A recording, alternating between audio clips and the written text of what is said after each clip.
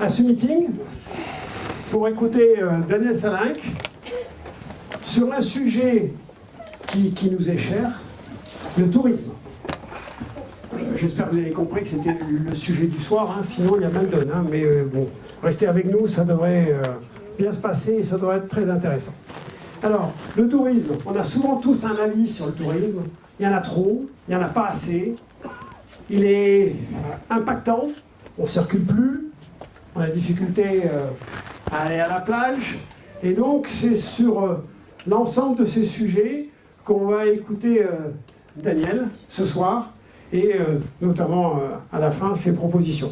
Alors, je vous propose de partager la petite heure ensemble en 3 moments.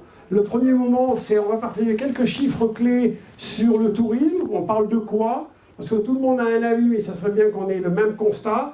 Ensuite, je vais faire réagir Daniel Salinck sur des sujets d'actualité, sur des photos qui ont fait notre quotidien ces 2-3 derniers mois. Et enfin, on écoutera les propositions, la vision de Daniel sur un sujet impactant pour la ville. On est prêt? Eh bien, écoute, on est pas mal.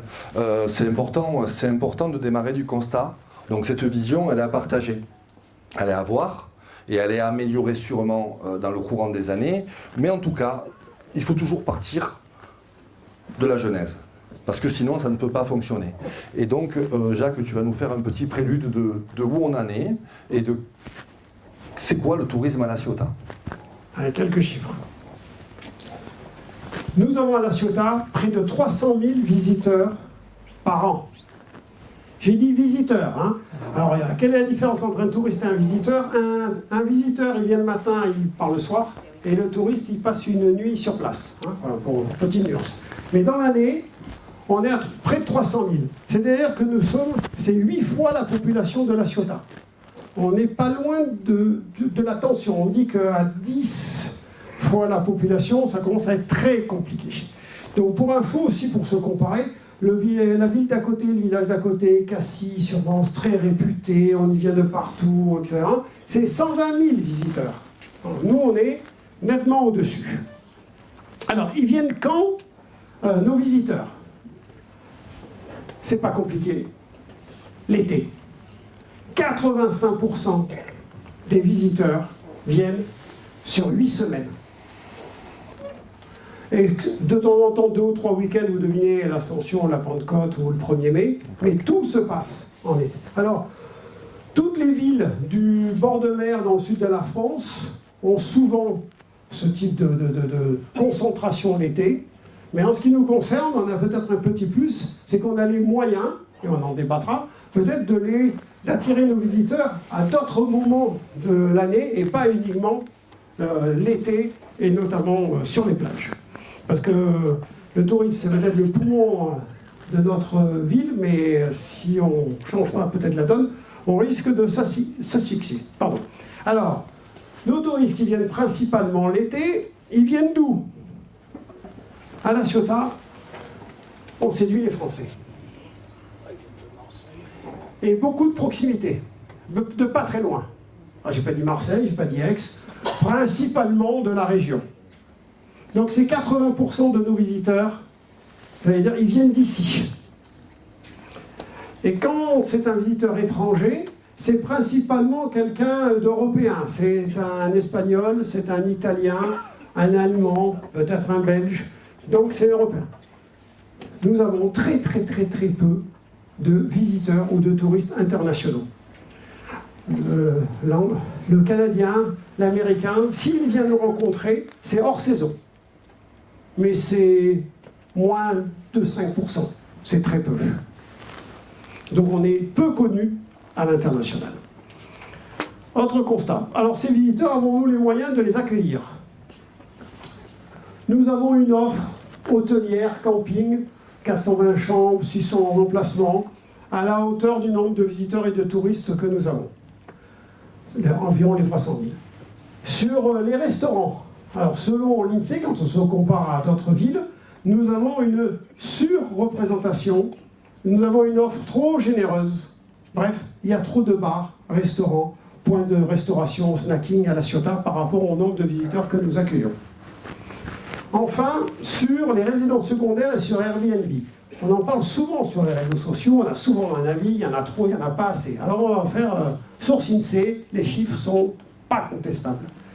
Il y a 20%, 19% de résidences secondaires à La Ciotat. 4600 résidences secondaires.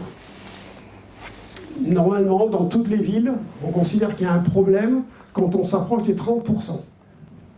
Nous sommes à 19% de résidences secondaires. Donc on est plutôt installé à La Ciotat, on a la résidence principale. Et ensuite, il y a 2100 logements type Airbnb, parce que tout le monde ne passe pas par Airbnb. Hein. Il y a Britel, il y a d'autres plateformes, hein, même Le Bon Coin s'y met. Mais reprenons cette expression qui est connue de tous, qui est le nombre de Airbnb. 2100. C'est 9% d'une offre de logement. Là, pareil. On est en tension où il y a problème lorsqu'on se rapproche des 20%. Donc les débats, alors peut-être qu'on y reviendra tout à l'heure, hein, mais sur l'ensemble de la commune, quand on se compare, il n'y a pas une surreprésentation sur l'ensemble de la commune des Airbnb. Continuons un peu, je ne veux pas trop d'excès de chiffres, mais est-ce que le tourisme pèse beaucoup dans notre économie? Ben oui, quasiment 9000 emplois. C'est la plus grosse part bleue. C'est les emplois dits de la sphère résidentielle, c'est-à-dire c'est les emplois qui dépendent du nombre d'habitants et du nombre de visiteurs. Donc c'est un commerçant, c'est le service à la personne, c'est la santé. Si vous n'avez pas de résidents et pas de visiteurs, peu de commerce, moins de médecins et ainsi de suite. Donc oui, c'est impactant. On a une économie, on va dire, qui dépend beaucoup du nombre de résidents sur notre territoire. Dernier point, là aussi ce sujet, c'est comme les Airbnb, il fait souvent jaser, commenter, c'est y a-t-il surfréquentation, surtourisme, trop de tourisme à La Ciotat? Alors là pareil, les experts prennent 4 critères, d'accord, pour considérer s'il y a ou pas trop de touristes dans une ville. Vous les découvrez, ils sont simples: le nombre de visiteurs par habitant, le nombre de touristes au kilomètre carré sur le territoire touristique, la répartition des touristes sur l'année. Ben là, vous avez compris que déjà celui-là, hein, il n'est pas très bon. Et la maturité de la destination en matière de développement durable. Enfin bref, est-ce qu'on gère le développement durable à La Ciotat? Alors, on prend les chiffres maintenant. Le nombre de visiteurs. Nous sommes donc à 8 visiteurs pour 1 habitant. Oui, et donc il y a problème, il y a tension, il y a difficulté. Là, nous sommes à 10 visiteurs pour 1 habitant. Donc on n'est pas encore au rouge. On s'en rapproche peut-être doucement. Le nombre de touristes au kilomètre carré sur le territoire touristique. Alors nous sommes une grande commune, 32 km², sauf que nos touristes, ils viennent où? En centre-ville et à la plage. Donc si on prend la zone touristique qui est fréquentée par les touristes, alors là c'est 13 000 touristes au kilomètre carré. Sur l'ensemble de l'année, hein, d'accord? Donc conclusion, les experts considèrent aussi que dès qu'on dépasse les 10 000, c'est qu'il y a une surfréquentation de touristes. Ok? Ensuite, celle-là, on l'a évoqué à l'instant, c'est la répartition des touristes sur l'année. Quand il y a 85% des touristes qui viennent sur 8 semaines, on est rouge. Et le dernier critère, c'est est-ce que nous sommes une ville développement durable? Si je prends comme critère la station d'épuration, les ordures, la circulation, le stationnement, faut-il faire un sondage à main levée pour considérer qu'on est bon sur le sujet ou il y a des marges de progrès? Je pense qu'on peut considérer qu'on n'est peut-être pas à niveau. Et ensuite, par exemple, sur le développement durable en matière de mobilité douce, des vélos, etc., je crois que l'offre de vélos à La Ciotat, elle est en devenir. Hein? Voilà, donc, conclusion sur l'ensemble de ces critères. Ben oui, nous sommes en surtourisme. Nous sommes en surfréquentation. Il n'y a qu'un indicateur qui est jaune. Si nous nous donnons rendez-vous dans 1 ou 2 ans, fort probablement, il passera au rouge. Voilà. Chiffre clé sur le tourisme à La Ciotat. Oui, donc nous sommes en vignette E, hein, c'est bien ça, hein, donc c'est une vignette A, B, C, D, E, donc on est en E. Bon. Une fois qu'on a dit ça, c'est celle-ci. c'est ça là. Une fois qu'on a dit ça, je t'ai pas fini ton petit exposé. Non, mais si, on peut Allez, on vas-y, rebondit. continue. Ah oui. Il y a un site qui s'appelle Ville de Rêve, c'est pas moi qui l'ai inventé, hein, d'accord, qui compare toutes les villes entre elles. Et donc, ils ont inventé, sur l'exemple du Nutri-Score que nous connaissons, ils ont inventé le Touriscore. Eh ben, on est mal. On est principalement pour un sujet, tiens, ça reviendra sur notre exposé de tout à l'heure, à cause des Airbnb. Alors là, tout à l'heure, je viens de vous dire qu'il n'y a pas de problème sur la ville, il y a environ 9% de Airbnb, donc on n'est pas en tension, sauf que sur notre hypercentre de La Ciotat, le centre-ville de La Ciotat, on est à 17%, 18%. Donc nous sommes très proches de la surreprésentation de Airbnb en centre-ville. Une réaction? Un commentaire? Sur le surtourisme, sur Airbnb? Bon, déjà, on peut commencer en disant qu'on a besoin de tourisme. Celui qui vous dit l'inverse est un menteur, et c'est pas le sujet. Le sujet, c'est de dire qu'est-ce qu'on veut comme tourisme. Et c'est ce qu'on va essayer de vous démontrer tout au long de cet exposé. C'est-à-dire que le principe, c'est qu'on n'en parle jamais. Vous voyez? Parce que quand il n'y a pas de problème, on n'en parle pas. Et puis même quand il y en a, on n'en parle pas non plus parce qu'on a des drones qui nous prennent notre mer en photo et on dit qu'on est dans un endroit super génial. Sauf que pour les résidents, eh ben c'est pas super génial. Donc on a du temps d'avance sur cette campagne électorale. Hein. On n'est pas là pour jouer aux cartes parce qu'on a traité tous les sujets. Et le tourisme, c'est un sujet vital parce que c'est de savoir comment on vit ensemble. Mais au-delà de ça, c'est comment nos touristes vivent avec nous. Parce que si on dit qu'on en a besoin, c'est une réalité économique. Il faut aussi qu'ils se sentent bien chez nous. Si ce n'est pas le cas, ils ne reviennent pas. Je regarde ce qu'on peut faire de mieux pour les Ciotadens et pour les Ciotadens. Pour se réapproprier ses plages, se réapproprier sa ville. Je vous rappelle qu'on est la 8e ville des Bouches-du-Rhône avec 38 000 habitants. Hein. On n'est pas le coin perdu. Souvent, les Ciotadens ne le savent pas. Enfin, en tout cas, comme nous, ça fait longtemps qu'on vit à la Ciotat, ça personne ne pourra le remettre en cause. J'ai connu quand même une Ciotat différente, même dans les années 2000, hein, pour le coup. Parce que j'étais vice-président de l'association des commerçants, parce que j'étais président de l'association de la Ciotat passionnément. Je rappelle qu'il y a eu quand même 2 salons du mariage à la Ciotat. 2, un au Pénitent bleu, un sur la plage, c'est Bibi, hein, avec des artisans et des commerçants. Bien sûr, on avait fait concurrence au salon du mariage d'Aubagne à l'époque. Hein.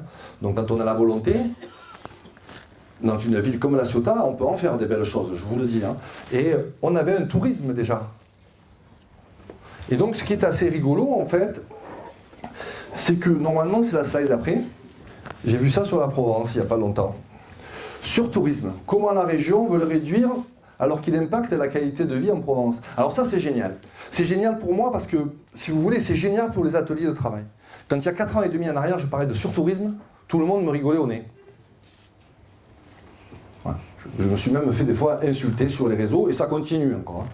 Donc on a des anciens présidents ou présidentes, je ne sais plus, d'office de tourisme qui nous expliquent que dans les années 2000 où la Ciotat commençait à ressortir un peu le nez de l'eau, elle nous expliquait que on s'était battu pour avoir des touristes.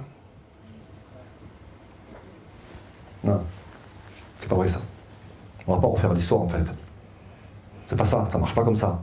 Aujourd'hui on est à 3% de l'agriculture. Si demain en tant que maire, je dis on va raser 20 hectares. Je mets un agriculteur, je dis fais-moi des plantations. 20 ans après, je peux dire, on a énormément d'agriculture à la Ciotat. Quand on a démarré le tourisme à la Ciotat, il y a 25 ans en arrière aujourd'hui, il n'y avait rien. Ça n'existait pas à l'office de tourisme. Donc quand on part de zéro, c'est pas compliqué d'aller à plus 10. Vous voyez? Après, tout dépend de comment on traite le plus 10. Vous voyez, c'est un peu comme si on disait à nos enfants, n'utilisez pas les réseaux sociaux, c'est pas bon pour vous. On va arrêter de parler de l'ancienne époque. Aujourd'hui, c'est 25 ans après. Même la région est en surtourisme. Donc, c'est bien, parce que ça a permis de travailler avec d'autres villes. Il y a des villes, je ne nommerai pas, il y a des villages, 20 habitants. C'est chez nous. Hein. dans le 13. 1 400 000 touristes par an. 10 employés communaux. Extraordinaire. Parking de rétention partout, on en parlera après. On a animé ce village. On a vraiment animé ce village de façon puissante. J'accélère un petit peu, mais on passera après, on y reviendra, on digressera un petit peu. On a rajouté des places de parking, des parkings de rétention. On a mis des petits trains. On a mis du transport en commun. On a mis des voies douces. On a créé des carrières qui existaient déjà, mais on les a rendues ouvertes au public. Hein. On peut venir passer la journée avec ses enfants, taper du caillou, regarder comment ça se passe. On a totalement pris la grandeur de l'espace. Ah oui, des fois, l'été, il y a un peu de monde dans ce village. Mais il n'y a pas de poubelles qui traînent partout, hein, je vous le dis. C'est bien tenu. Et donc, on avait un souci. Après, ce souci-là, c'est quoi? C'est le commerce et l'artisanat. Pourquoi? Parce qu'on ne peut pas interdire à un commerçant et à un artisan de vendre son affaire. La préemption des fonds de commerce, ça se décide en conseil municipal. Et à un moment donné... C'est quoi ça? Ben, à un moment donné, on décide que tout commerce qui sera vendu sera à l'acceptation du maire de la ville. Ça ne veut pas dire qu'il ne va pas vendre. Ça veut dire qu'on sera obligé de l'acheter. Vous voyez? Et ça évite 25 épiceries de nuit, 15 000 stacks qui servent à rien, des fois, et ça redynamise les centres-villes et ça évite de faire n'importe quoi. Parce que quand on veut vendre un commerce à la Ciotat, qui sert au tourisme de demain, hein, parce qu'il faut que les gens, dans l'inconscient, pour faire autre chose qu'aller à la plage, il faut qu'ils aient autre chose. Donc il faut faire quelque chose de très épanoui. Vous voyez? Ça veut dire qu'on peut faire venir d'autres choses, d'autres gens, d'autres artisans d'art, d'autres enseignes. Ce qu'il faut retenir, parce que ça va être les enjeux des 4 ou 5 mois, je suis obligé de faire un peu de politique. Hein. Moi, ça ne me dérange pas d'en prendre plein la tête, ça glisse. 55 ans, ça va, je ne vais pas refaire ma vie, je sais qui je suis, personne ne va me l'apprendre. Mais à côté de cela, si on est toujours en train de prendre des vieilles personnes, dont je ferai partie demain, et que toujours à mes enfants, je leur dis « mais avant c'était comme ça, mais avant c'était comme ça », oui, mais c'est plus avant. C'est leur monde à eux aujourd'hui. Donc on les aide à bâtir un meilleur monde pour eux aujourd'hui, avec leurs conditions de vie à eux. Pas avec les nôtres, celles de nos grands-parents. Parce qu'on a toujours été le vieux de quelqu'un. Ça, c'est la vie, c'est comme ça. Et quand on a la chance de vieillir, on remercie le Seigneur tous les jours parce qu'il y en a qui n'ont pas cette chance-là. Donc on va arrêter à dire, il y a 25 ans en arrière, je me suis tué à faire venir des touristes. On s'est tué à rien du tout, ils sont venus tout seuls, hein, il n'y avait pas une personne. Alors, il y a trop de tourisme. On est en surtourisme. Oui. Il n'y a pas trop de tourisme. Mais cet été, on a vu ça. On a vu ça. Oui. Des terrasses de restaurants. Oui. Mais ça, c'était national. C'est-à-dire qu'au mois de juillet, le tourisme national en France est passé à moins 36%. Mais il a fait plus 30 en août. Parce que, si vous voulez, c'est des vases communicants. Mais après, si vous voulez, tous ces chiffres ne marchent pas. Parce que, si vous voulez, on est toujours en train de comparer un vieux monde avec un nouveau monde. Et on passe son temps d'avoir des gens qui nous expliquent la vie alors qu'ils n'ont jamais ni travaillé, ni eu d'entreprise, ni investi des sous personnels pour créer une entreprise. Aujourd'hui, les gens partent en week-end. Aujourd'hui, les gens partent 4 jours, peut-être 5 fois dans l'année. Moi, mes parents, on partait de 3 semaines une fois, mon père était maçon, on avait 3 semaines de vacances au mois d'août, c'était terminé, on ne partait plus. C'est plus ça. On le voit, même nous, les plus âgés, on ne part plus 3 semaines au même endroit généralement. On part une semaine, nos enfants, ils partent nous laisser les petits une semaine. Voilà, mais donc c'est des chiffres qui ne marchent pas parce qu'on n'arrive pas à quantifier ce que les artisans et les commerçants gagnent à partir du mois de janvier, février, mars, avril. Le seul problème qu'on ait, c'est que quand on a ça, eh bien, c'est inquiétant. C'est inquiétant, mais est-ce que l'offre est bonne? Est-ce que le parking est bon? Est-ce que la clientèle est là? Donc on peut revenir à autre chose, vous voyez, parce que je suis lancé un peu. Et on peut revenir à autre chose, c'est-à-dire qu'on fait une foire italienne, par exemple. Moi j'ai assisté à la foire italienne, alors j'adore les Italiens, hein, pas de souci, c'est un problème. J'adore tout le monde d'ailleurs, sauf quand ça ne m'emmerde pas. Vous voyez? Donc moi quand on fait une foire italienne avec 8 food trucks qui viennent de partout sauf de l'Italie, vous voyez? Que ça coûte une blinde pour manger un morceau, que c'est plein, et que les restaurateurs du port qui sont à côté ils sont vides, je me dis qu'à un moment donné, je n'ai pas tellement fait mon travail. Tout ça avec une estrade de 25 mètres carrés, une sono pour faire un discours de 2 minutes, comme si quelqu'un avait à foutre du discours que je pourrais vous faire à la forêt italienne.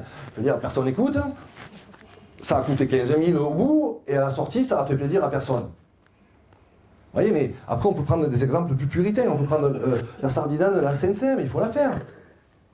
C'est pour la bonne cause. Mais est-ce qu'on est obligé de la faire à côté des restaurants du port? Est-ce qu'on est obligé de faire cette sardinade à 15 €, à 20 € à côté de tous les restaurants du port? On n'est pas obligé. On peut les faire ailleurs, non? Il y a la place. Donc c'est la façon dont on organise les choses. Ce que j'essaie d'expliquer depuis des mois, hein, c'est qu'on ne peut pas avoir une vision simple. La vision simple, c'est pour les simplistes. Alors comme on a tendance toujours à sous-estimer les gens, on essaye de leur dire que tout est compliqué. Comme ça, au moins, personne ne réfléchit et chacun se démerde. Je parle mal, mais c'est normal. Donc là, si vous voulez, oui, mais c'est une vision 360. Qu'est-ce qu'il y a à la plage l'été? Qu'est-ce qu'on a à la plage l'été? On a quoi comme animation? Moi, je me rappelle d'une plage, j'avais le Fournier Lumière à la Ciotat, hein, vous vous en rappelez, là, grandes années. Ouais. Toutes les semaines, il y avait un concert, il y avait des soirées mousse pour les minots, il y avait des choses, il se passait des choses. Il y avait un croisement de population sur des choses populaires. C'est bien le populaire. Hein. C'est pas un gros mot, hein, d'être entre nous, toutes nationalités confondues, d'être ensemble. On se comprend, on se parle, et finalement, il n'y a plus d'histoire. Là, c'est pas ça qu'on fait. On fait venir des gens d'ailleurs, parce que nous, on va déjà, l'après-midi, on va à la plage de Rolec. C'est la première chose. Et pourquoi alors on va au Lec? Je finis, attends. Le port. Attends. Le port, eh bien, il y a du monde au port. Hein. Il y a un marché, c'est à peu près bien. La plage est à l'abandon. Ça fait 10 ans que la plage est à l'abandon. Et après, donc, on a des spéculations. Des spéculations d'entreprises qui se vendent, parce qu'on a quand même 17 restaurants à vendre. Vous voyez, donc la vision du tourisme, elle est globale. Ça part par l'urbanisme, la sécurité, l'accueil de nos plages, le parking, les parkings de rétention, les petits trains, les vélos. Enfin, je veux dire, tu vas dans une station balnéaire partout en France, il y a au moins 10 magasins de vélos à louer. Pas, vous l'avez tous fait. Vous allez dans loin, vous allez dans l'Atlantique, vous allez en Espagne, vous allez en Italie. On arrive chez nous, on ne peut pas louer vélo. Il n'y en a pas. Personne qui loue le vélo. Il n'y a pas de personne. Il faut le chercher. Hein. Donc si vous voulez, il faut développer d'autres manières de se déplacer. Il faut arriver, et ça génère moins de trafic, moins de soucis. De trafic dans tous les sens du terme. J'ai compris le jeu de mots. Très bien. Et ça, on l'a vécu, ça. Hein, ouais. C'est pas uniquement les lendemains d'orage, etc. Ça, on en a parlé, ça fait 3 ans. Plage fermée. Ouais. C'est presque une photo traditionnelle. Bon, ça, tout le monde connaît le sujet. Hein. C'est la fameuse station d'épuration, où on a fait un observatoire de l'odeur. Alors, c'est une odeur très handicapante, hein, parce que moi, j'avais une boulangerie à la Garde. Maintenant, c'est mon fils qui l'a. Je vous promets que quand ça pue, quoi. C'est très handicapant quand même. Quand tu dois habiter à côté, ça ne doit pas être rigolo. À côté de cela, il y a 8 mois, quand j'ai dit on ferme les plages une fois par semaine, on s'est moqué de moi de partout. On a fermé les plages une fois par semaine. C'est-à-dire que moi, je loue mon appartement une semaine avec mes enfants, 2500 € la semaine, d'accord? Et le lundi ou le mardi, je ne vais pas à la plage. Vous voyez? Et après, à côté de ça, il y a tout ce qu'on utilise. Donc ces stations d'épuration, ça fait partie du tourisme, ça fait partie de l'opacité des choses qui ne sont pas réglées, ça fait partie de choses qu'il faut remettre en place et réétudier. On sait pertinemment que notre station d'épuration n'est valable que jusqu'à 85 000 habitants. À partir de 85 000 habitants, c'est bon. On sait qu'on est 150 000 en juillet, à peu près 150 000 en août, allez, pour faire un peu large. Ça veut dire que c'est fini. Et comme les pompes de relevage, la plupart du temps, sont au taquet, alors elles ne veulent plus rien, et donc c'est les eaux usées qui se déversent à la mer. C'est terminé. Je parle d'eau usée, hein. Donc si tu veux faire du tourisme, tu fais de l'écologie ou de l'éco-responsabilité, ça veut dire que si tu ne peux pas agrandir cette station d'épuration, allez, soit c'est le problème technique qu'on ne peut pas le faire, qui nous empêche de retraiter nos eaux usées. Qui nous empêche de faire ça? Personne. Alors ça se fait pas en 3 minutes, je le sais. Hein, quand je dis on va stopper le PUI, dans les réseaux, tu vois, c'est pas possible, alors il y a ça qu'il faut. Oui, je sais, tout ça on le sait, on connaît le dossier un petit peu, on travaille quoi. Oui, ben oui. Il faut un an. Mais si tu le fais pas, il faut pas un an, hein, ça se fait pas. Vous voyez? C'est-à-dire qu'on est toujours en train de nous expliquer ce qu'on peut pas faire, sans avoir la volonté de faire quelque chose. Et tout le monde dit c'est génial. C'est quand la révolution? Moi je suis pas révolutionnaire, mais à un moment donné, il y en a marre quoi. Donc oui, on dénonce le PUI, oui, on fait une étude sur la station d'épuration, oui, on prévoit une station d'épuration ou le retraitement des eaux qui marche très bien, parce que nettoyer ces bateaux à l'eau propre, arroser son jardinier à l'eau propre, il n'y a personne qui peut s'en réjouir, alors qu'on pourrait retraiter ces eaux et les travailler différemment. C'est jouable, ça se fait ailleurs. À Cannes, ça se fait. Le combat a été long à mener, mais il a gagné. Aujourd'hui, il y a jurisprudence. On peut le faire. Pas pour toi, pas pour moi. Parce que même si le projet n'est que dans 5 ans, je m'en fous, moi. J'aurais travaillé pour nos enfants et nos petits-enfants. C'est ça notre job. Je sais bien que... Je sais bien qu'on est dans une époque où tout le monde veut tout de suite. Et on est une génération où on sait que les choses, on les construit, nous. Hein. Tout de suite, moi, j'ai pas eu, mais peut-être certains, mais normalement, on les a pas tout de suite. Donc on construit pour l'avenir. C'est ça, les artisans. Hein. C'est la passation du savoir. Voilà. Donc il faut travailler comme ça. Donc c'est cette apuration, on peut en parler 120 ans, tant qu'il n'y a pas de volonté, ça ne sera pas fait. Donc on fait un observatoire de l'odeur. Très bien. En attendant. Petit commentaire technique, le PLUI, comme on est tous experts, hein, on sait tous que c'est le plan d'urbanisme de la Ciotat. Oui. Excusez-moi, je suis boulanger. Oui. Tu veux dire arrêter dans les logos, les sigles, etc. Allez, on change de sujet. Ça, c'est la Ciotat. Oui. Alors ça, c'est les poubelles. Alors là, je vous le dis, on ne peut rien faire. Voilà. Je vous le dis cash, voilà, partout où à la Ciotat c'est comme ça, on ne peut rien faire. Vous êtes d'accord avec ça? Ben si, on le supporte. Ça fait 15 ans qu'on le supporte, tout le monde est d'accord avec ça. On ne peut rien faire. Alors on va faire ça. Parce que ça existe ailleurs, moi je ne suis pas un génie. Hein. Voilà.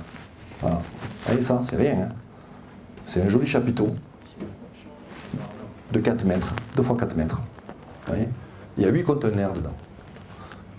Il y a un employé de la mairie qui est là, toute la journée, alors sûrement qu'il se remplace, hein, pas toute la journée tout seul, bon. Voilà. Et quand c'est plein, il les téléphone. Et il y a un camion qui arrive, vide les poubelles. Voilà. Et vous en avez un tous les kilomètres de plage. Oui, mais nous, on entend dire souvent, c'est pas nous, c'est la métropole. Oui, c'est vrai, c'est la métropole. La métropole a le droit de ne pas vouloir le faire. Mais nous, on a le droit de passer un marché pour assurer le service. La commune? Oui. La commune peut venir, oui, bien sûr. En plus. Bien sûr, qui nous l'interdit? Personne. Donc le c'est pas nous, c'est bon. Vous voyez, c'est tous ces trucs-là qui sont à un moment donné, il faut arrêter d'écouter les gens qui vous disent c'est pas bon. Plus on vous dit c'est compliqué, plus c'est facile. C'est juste que l'autre d'à côté, il ne veut pas que vous connaissiez, c'est tout. Mais si on vous donne les clés, il y a des solutions partout. Il n'y a pas besoin de se prendre la tête. Alors oui, c'est faisable. On passe un marché public. Voilà. Donc si vous voulez, on dit aux gens, regardez, nous on est propre, vous allez être propre. Vous voyez? Compris.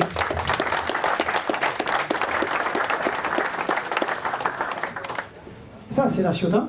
Ouais. Ah bon? Ouais. Je savais pas. Ça, c'est la Ciotat de demain. Ça, c'est la Ciotat de demain. Qui a dit qu'on avait besoin de plages privées à la Ciotat? Moi, je ne sais pas. Alors, je ne remets pas en cause ceux qui y sont aujourd'hui, mais bon, la DSP est finie, le trait de côte est lancé, donc techniquement, demain, ça n'y sera plus. Ça s'appelle des plages de socios. Les Italiens connaissent, non? Les Espagnols aussi, normalement. Hein. Vous voyez? Mais ce transat, là, que vous voyez, il appartient à un Ciotadin. Vous voyez? Il y a 2 employés municipaux qui gèrent cette plage dans la journée. Vous voyez? Tu viens avec tes enfants, tes petits-enfants. Tu l'as payé comme ton parking, 30 € à l'année. Tu vois? C'est toi le transat. Pas toute la journée, hein. Parce qu'on tourne, oui. Voilà. Tu donnes 5 € au petit.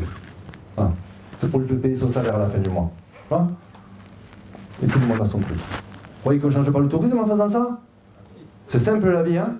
Vous croyez que les gens qui ne veulent pas s'amuser, qui veulent faire n'importe quoi, ils vont venir là? Moi je crois pas, hein. Vous vous rendez compte que la folie qu'on en est aujourd'hui, c'est de dire à un moment donné, nous qu'on a été petits, il n'y a pas si longtemps que ça quand même. On allait à la plage, on jouait au ballon avec son père. Hein, on se régalait, on jouait à tout, les frangins, nanana. Et aujourd'hui, on nous dit, ben, puisqu'il y en a certains qui foutent le... Hein, vous n'avez plus le droit de jouer au ballon. Donc pour une minorité, on interdit tout le monde de jouer au ballon.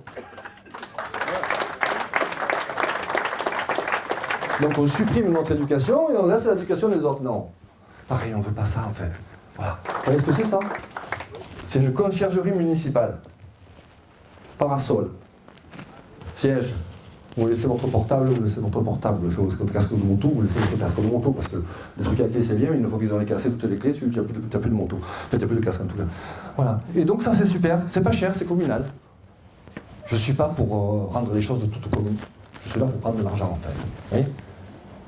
Parce que moi, si quelqu'un me prend mon portable pour 5 €, je vais lui donner 5 €, ça me fera plaisir. Vous voyez? Si j'oublie mon parasol, que je veux un parasol, je vais lui donner 3 € la location de la journée, je vais la ramener le soir. Mais en attendant, c'est des petits sous qu'elle a fait rentrer dans les caisses de la ville. Hein. Vous voyez?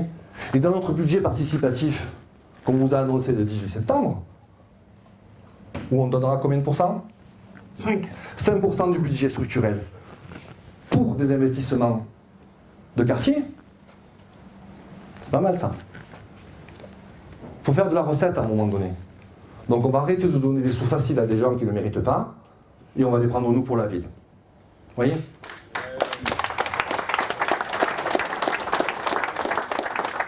Vivement l'été prochain. On va après. Hein. Ça aussi, Ouais. on a souvent réagi. Alors, les croisiéristes. Génial. Donc ça se prépare. Alors, déjà d'une, nous, on ne peut pas être contre ça. Ça, c'est du tourisme étranger. On a eu des Américains, on a eu des machins. Bon, le problème, c'est qu'ils s'en vont. Ça ne sert pas à grand-chose. Mais si ça ne vont pas, et qu'on le travaille correctement, ça veut dire que demain, on fait quoi? On fait un dépliant, on négocie, hein, parce qu'à un moment donné, ils ne viennent pas gratuitement, les mecs, là. Hein. Donc, si vous voulez... Déjà, ils viennent avec des bateaux non polluants. À l'arrivage, et quand ils s'en vont. Ok, gaz, ce qu'ils veulent, éthanol, je ne veux pas savoir. Ils viennent non polluants. D'accord? On a les... Ils n'abîment pas la Posidonie, puisqu'on a ce qu'il faut pour les ancrer. Donc, ce qui fait que ils descendent, hein, ils ont un dépliant de la ville de La Ciotat, ils ont un parcours touristique, avec un guide, payé, hein, parce qu'il faut qu'ils le payent quand même, d'accord? Voilà. Traducteur, s'il faut, d'accord? Et à ce moment-là, on fait une réunion avec les artisans et les commerçants, ce qu'on ne fait pas pour ça en tout cas, et on leur dit voilà, il va y avoir 12 bateaux cette année à Ciotat. Voilà les dates. Parce qu'il faut être au courant déjà, hein, ils ne sont pas au courant. Donc, et on va ouvrir, et il nous faut des commerces ouverts. Vous voulez ou vous ne voulez pas? On ne veut pas, il n'y a pas de bateau, on s'en fout. Comme ça, ils ne se plaignent pas après. Chacun prend ses responsabilités. Nous, personnellement, on n'en a pas besoin des bateaux. Ok? Donc si on les fait venir, c'est pour faire connaître la ville, et pour que les artisans et les commerçants y travaillent. Voilà. Vous êtes ouverts? Vous les voulez? Voilà. Ben, on les prend. Et on met ce qu'il faut en place pour que ces gens soient bien reçus. Et on négocie bien avec les croisiéristes, parce que c'est négociable, personne n'en veut. Hein. Vous avez vu, tout le monde veut s'en séparer. Des gros machins, des gros trucs, personne n'en veut. Hein. Donc on n'a pas de mal à négocier, on tombe dans la bonne période. Voilà. Et après, il faut rentrer toujours dans la négociation. Vous voyez? Et à ce moment-là, on prend ces bateaux, tout le monde en profite et tout le monde est content, ou pas. Mais après, c'est jamais des décisions où on ne peut pas revenir en arrière. La problématique des politiques aujourd'hui, et là, pour le coup, c'est national, c'est de la démagogie. C'est-à-dire, quand ils font une connerie, au lieu de dire, hop, stop, j'ai fait une connerie. Voilà. Ça va pas, ça va pas. Ce qu'on fait, ça va pas. On revient en arrière, on réfléchit, on voit où ça va pas et on refait autrement. C'est simple de faire ça, hein. C'est ce qu'on fait dans la vie de tous les jours, nous. Hein. Avec nos enfants, avec nos entreprises, avec notre boulot, toute la vie, on fait ça. Ben là, non, on a des gens qui... Non, pas de remise en question. Vous savez pourquoi? Parce que c'est pas leur faute. C'est toujours la faute des nôtres. Et vous savez pourquoi? C'est parce que c'est pas leurs sous. C'est nos sous. C'est tout. Tu peux continuer. Très bien. On va rester dans l'eau. Ça, c'est La Ciotat. Alors ça, c'est le nouveau port. Le nouveau port, les rampes d'accès pour mettre les bateaux, les petits bateaux à l'eau. Oui, c'est la mise à l'eau. La mise à l'eau, La Ciotat, avant, il y en avait 3, maintenant, il y en a une. Ce nouveau port, pareil. On va dire, c'est pas nous, c'est la métropole. C'est nous parce qu'il y a plein de gens à nous qu'on connaît qui travaillent à la métropole sur le truc des bateaux. Hein? Donc on ne peut pas dire à un moment donné, c'est pas nous quand c'est la femme de celui qui travaille à la mairie. Vous voyez, tu parles à ta femme le soir quand tu rentres normalement, quand tu as une responsabilité un peu importante. Donc c'est nous. Voilà. Donc la métropole, c'est nous. Je rappelle, 8e ville des Bouches-du-Rhône. Vous savez combien il y a de bateaux qui sont partis? Plus de 30% l'année dernière. Ils sont partis tous se faire à Bandol. Ils sont tous partis à Bandol. Ils agrandissent le port à Bandol. On ne veut pas les recevoir, on n'a pas le temps, on a un texto à passer, peu importe. C'est là où je reviens sur ce que je disais le 18 septembre, où je disais une brigade nautique, elle existe. Je n'ai pas dit qu'elle n'existait pas. Dans mes projets, il y a des choses qui existent. Mais il y a 3 ans, j'ai inauguré en grande pompe une classe destinée au métier de la mer. Il y avait la ministre, moi, le maire, enfin il y avait tout le monde. Les gens qui servent à rien, moi je sers à quelque chose quand même, mais bon. Et donc là, donc tout le monde fait son petit discours, parce que c'est important de faire un discours. Hein. Donc tout le monde fait son discours. Ça fait 3 ans que la classe elle est fermée, on n'a pas mis un élève dedans. Vous voyez? C'est ça la com. La com, c'est exactement ça. On fait croire aux gens, tout le monde retourne à ses occupations et personne ne vérifie si c'est fait. Non, pas fait, il n'y en a pas. Il n'y en a pas. Voilà. Donc, ben c'est ce qu'il ne faut pas faire. On ne fait pas de la com. On fait les choses. J'ai tout dit, monsieur? Oh, certainement, bien sûr. Allez, on termine parce que sur notre actualité. C'est prêt? Vas-y. Notre actualité, c'est ça aussi. Alors ça, c'est les embouteillages. Hein, c'est bon, c'est à l'entrée et à la sortie de la ville. Hein, on pourrait presque dire à toute heure, notamment l'été. Et puis ça, c'est une photo pour représenter le système de stationnement et les abonnements à la Ciotat. Hein, le secteur 1, secteur 2, etc. Voilà. Bon. Alors, Bon, déjà, ce qu'on peut dire, c'est que chez nous, il n'y a pas de secteur 1, il n'y a pas de secteur 2. Il y a la Ciotat. On va commencer par là, comme ça au moins tout est clair.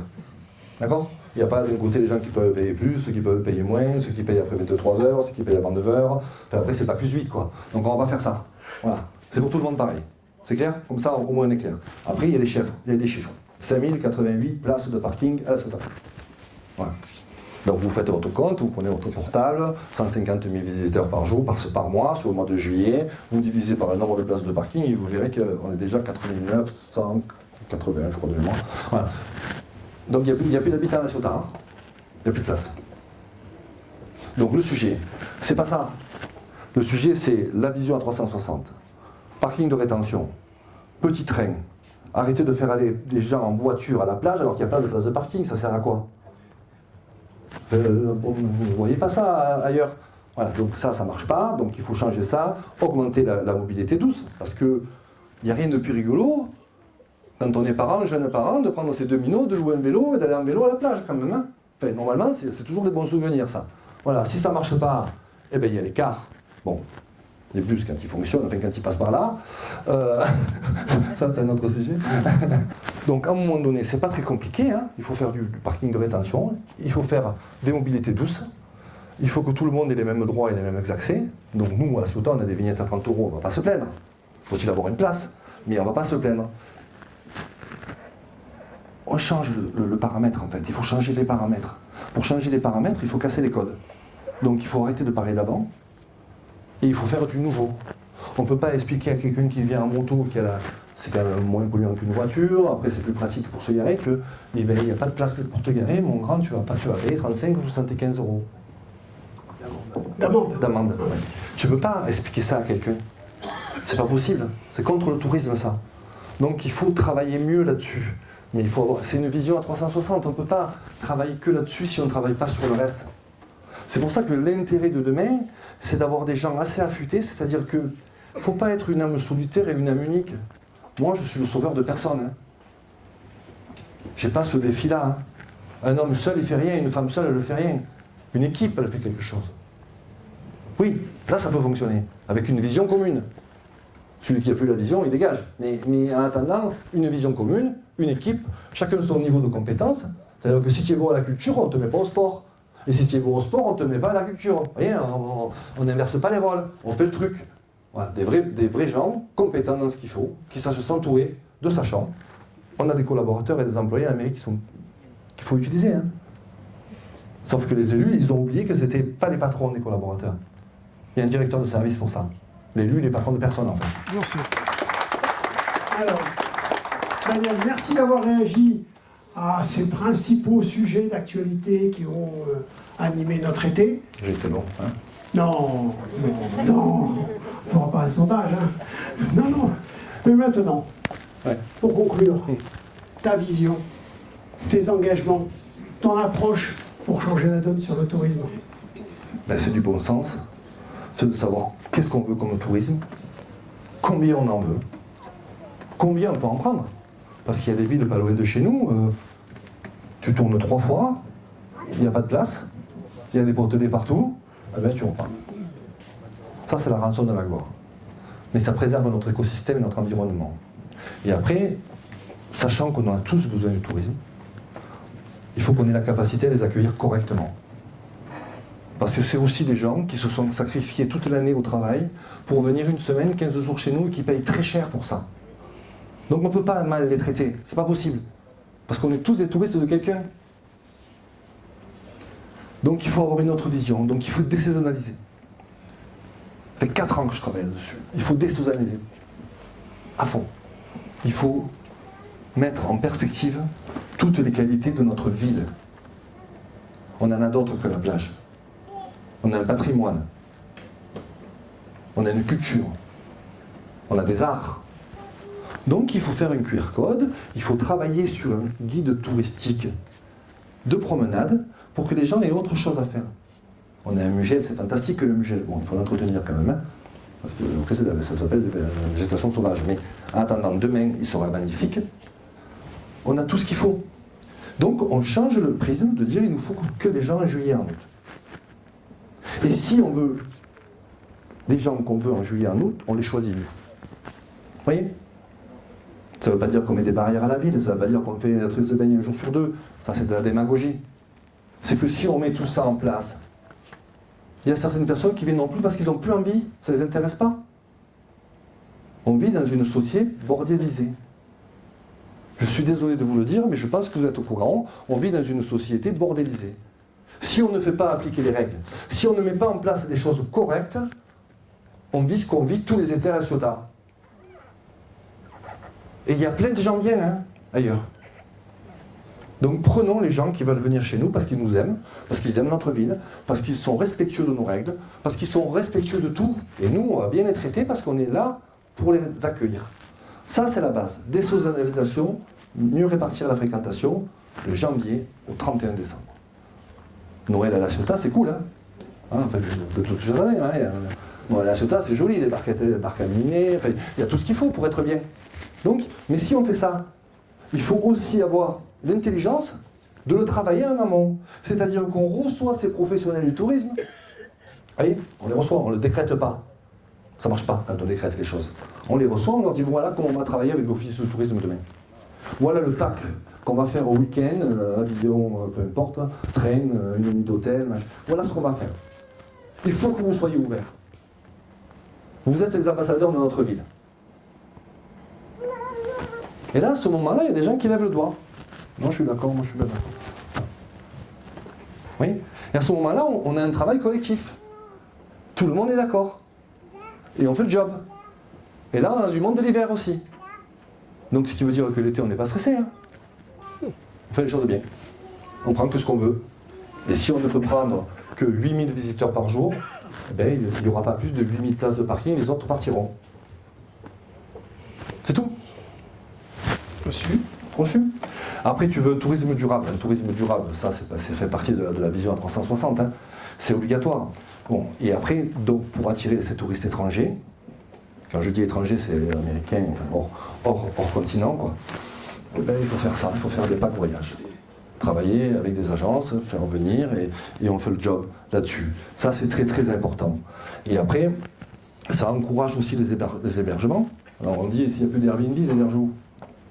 Parce que je rappelle qu'on a 422 chambres d'hôtel. Hein. Bon, l'hiver, tu ne vas pas au camping. Hein. Enfin, normalement, le sud de Serres, c'est toujours ouvert. Il est ouvert jusqu'au 30 décembre, c'est qu'il y a du monde, déjà. Donc, il y a la possibilité de faire plein de choses. Ce qu'il faut comprendre, et je ne suis pas là, je ne suis pas prof d'école, moi, je vous le rappelle, je suis que pâtissier. Ce qu'il faut comprendre, c'est qu'il faut qu'on arrête d'écouter ce que les gens nous disent. Ça, on ne peut pas faire. Ça, on n'y arrivera pas. Ça, on n'a pas envie. Ça, il faut se lever bonne heure. Ça, il faut se coucher tard. Non, c'est bon. On va les faire, les choses. Il faut arrêter de supporter ce qu'on supporte, en fait. C'est intenable. C'est des gens entre eux. C'est un microcosme qui décident pour tout le monde et qui, en plus, se permettent de dire qu'on n'est pas des gens bien. Parce qu'on ne comprend rien. On n'a pas une vision, on ne sait pas faire. Enfin, moi, je connais mes dossiers, je les travaille tous. Il n'y en a pas un que je ne travaille pas. Et mes équipes, c'est pareil. Vous voyez ? Donc si on est un peu curieux, si on a un petit peu envie, et si on a envie d'œuvrer pour l'ensemble, il faut y aller. Il faut y aller parce qu'aujourd'hui, moi je regarde ce qui se passe, on a des oppositions qui n'en sont pas. Pratiquement tout le monde a voté pour tout. Aujourd'hui, ils se réveillent, ils disent peut-être qu'on va faire ça demain, ou peut-être qu'on va faire ça, puis on va faire des ateliers. Ça fait 8 ans, que tu 10 ans, il y en a, ça fait 25 ans qu'ils sont dans l'opposition. Ils sont en train de faire des ateliers pour savoir ce qu'ils vont proposer demain. Et on marche sur la tête en fait. Nous, on a tout fait en 4 mois. Comment c'est possible? Voilà. Donc il y a trop. Arrêter tous ces arrangements de gens. On aime les gens. C'est pas le problème. Le problème, c'est de savoir si que les gens nous servent correctement. C'est ça la question.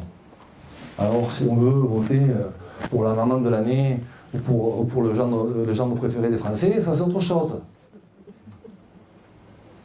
Moi, l'idolâtrie permanente, c'est pas que ça me convient pas, ça, je veux pas, j'aime pas. L'idolâtrie en permanence, qu'est-ce que vous êtes beau, qu'est-ce que vous êtes grand, qu'est-ce que vous êtes extraordinaire, tout ça, il fait faire avec nos sous. Donne-moi 100 millions d'euros, le budget de la mairie, tu vas voir, je vais faire des choses. Faut arrêter ça, c'est quoi? Il n'y a qu'à la Ciotat que je vois ça, moi, dans ma ville. Parce que moi, je le dis, moi je suis là depuis 91, c'est ma ville. Je ne suis pas retourné à Nîmes parce que j'ai été adopté ici. J'ai fait de l'économie ici, j'ai fait des enfants ici, ils sont tous nés là. Il y a qui va me donner des leçons? Personne. Je suis le président d'une institution départementale, je travaille tous les jours, en plus de mes affaires. Moi, je vous dis qu'on peut faire mieux. Il faut juste y croire, il faut juste avoir envie de bien voter pour une fois.